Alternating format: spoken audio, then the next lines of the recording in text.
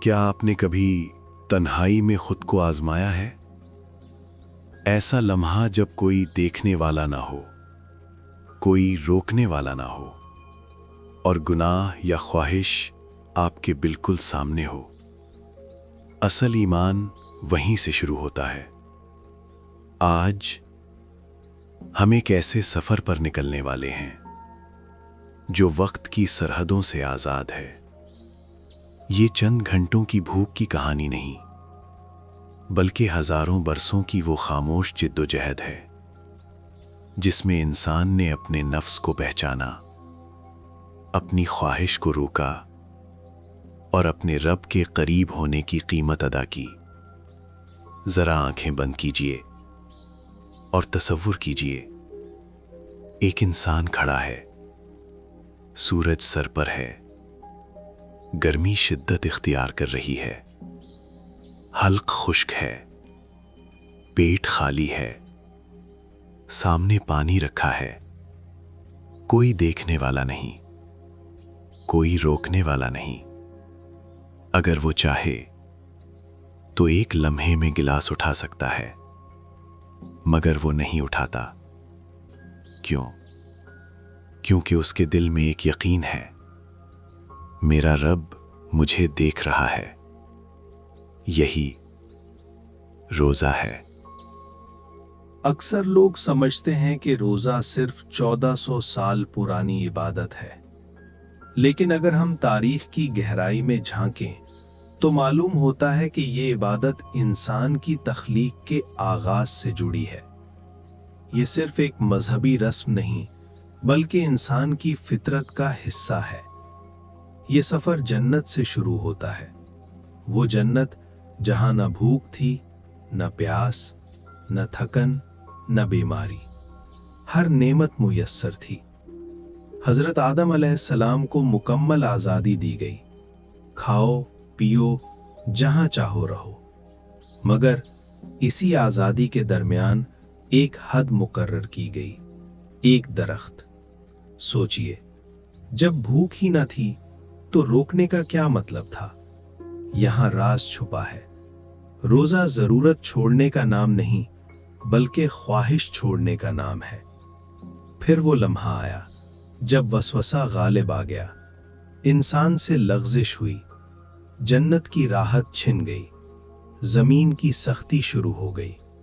اب محنت تھی، تھکن تھی، بھوک تھی، پیاس تھی اور ندامت تھی۔ زمین پر اترنے کے بعد پہلی بار انسان نے بھوک کو شدت سے محسوس کیا، پہلی بار پیاس نے گلا جلایا۔ یہی وہ مقام تھا جہاں توبہ کا دروازہ کھلا۔ روایت میں آتا ہے، حضرت آدم علیہ السلام نے مخصوص دنوں میں روزے رکھے، 13، 14 اور 15۔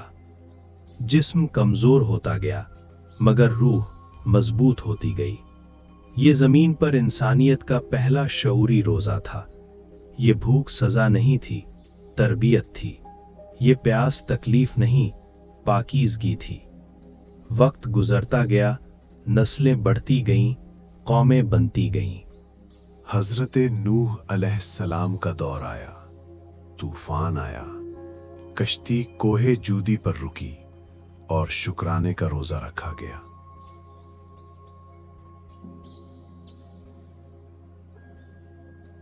پھر حضرت داؤد علیہ السلام، ایک دن روزہ، ایک دن افطار، صوم داؤدی، اعتدال کی اعلیٰ مثال۔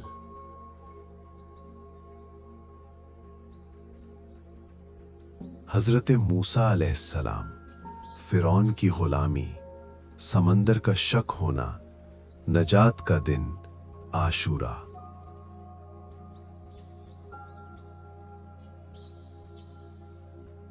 جب نبی کریم صلی اللہ علیہ وسلم مدینہ تشریف لائے تو آپ نے بھی اس دن روزہ رکھا۔ پھر رمضان فرض ہوا تاکہ تم متقی بن جاؤ۔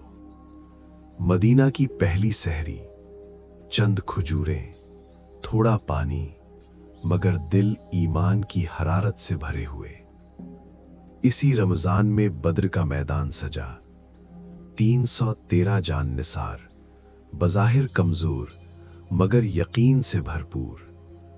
روزہ کمزوری نہیں دیتا، ارادے کو فولاد بنا دیتا ہے۔ روزہ سکھاتا ہے میں کھا سکتا ہوں مگر نہیں کھاؤں گا، میں پی سکتا ہوں مگر نہیں پیوں گا، میں بول سکتا ہوں مگر خاموش رہوں گا اگر بات میرے رب کو پسند نہ ہو۔ روزہ دل کو نرم کرتا ہے، غریب کی بھوک کا احساس دلاتا ہے۔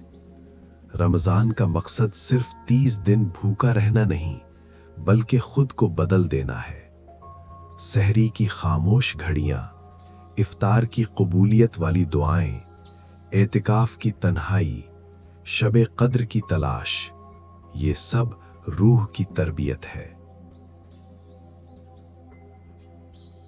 یا اللہ، ہمیں ایسا روزہ عطا فرما جس میں صرف بھوک اور پیاس نہ ہو بلکہ تقویٰ ہو۔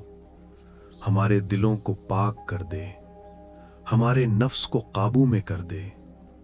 ہمیں صبر، اخلاص اور استقامت عطا فرما۔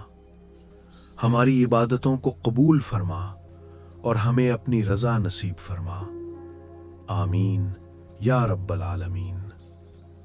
اور اب جب یہ سفر اپنے اختتام کی طرف بڑھ رہا ہے تو خود سے ایک سوال کیجئے، کیا میرا روزہ صرف بھوک ہے یا واقعی یہ میرے نفس کی تربیت ہے؟ کیا میں نے صرف کھانا چھوڑا ہے یا گناہ بھی چھوڑے ہیں؟ کیا میں نے صرف پانی روکا ہے یا اپنی زبان بھی روکی ہے؟ یاد رکھیے، روزہ اللہ کو ہماری بھوک نہیں دکھاتا، روزہ ہمیں ہمارا اصل چہرہ دکھاتا ہے۔